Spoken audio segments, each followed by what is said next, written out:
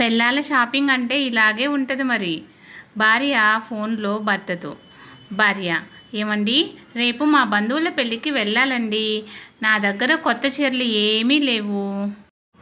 భర్త: సర్లే, సాయంత్రం ఇంటికి వచ్చాక షాపింగ్కి తీసుకెళ్తాలే.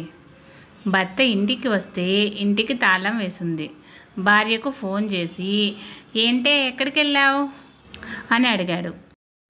భార్య: మీరు సాయంత్రం షాపింగ్కి తీసుకెళ్తాను అన్నారు కదండి. షాపింగ్కి వెళ్ళడానికి కొత్త డ్రెస్ లేదు, అందుకే కొనడానికి షాపింగ్కి వచ్చాను.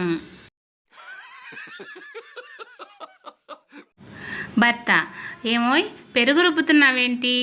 భార్య: మీరేగా బిర్యానీలోకి పెరుగు పచ్చడి చేయమన్నారు. ఓ అమ్మాయిని అందంగా ఉన్నావని 100 సార్లు చెప్పండి, నమ్మదు. ఒక్కసారి లావుగా ఉన్నావని చెప్పండి, నమ్మడమే కాదు, నమిలి మింగేస్తుంది.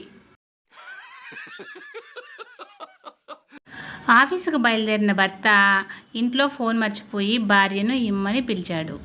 భర్త: ఇంట్లో ఫోన్ మర్చిపోయాను, కాస్త ఇవ్వు. భార్య: ఇదిగో పట్టుకోండి. భర్త: అదేంటి అలా విసిరేసావు, కింద పడి పగిలిపోతే?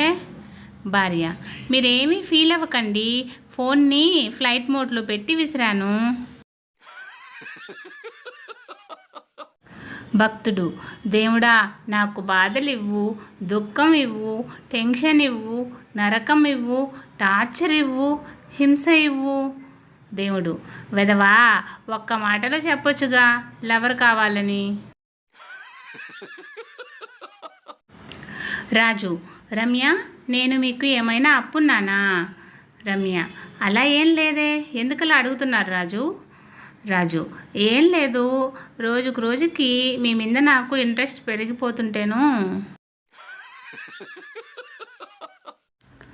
ఫ్రెండ్స్, ఇలాంటి మరిన్ని వీడియోస్ కోసం సన్ పాజిటివ్ థాట్స్ ఛానల్ను సబ్స్క్రైబ్ చేసుకొని సపోర్ట్ చేయండి.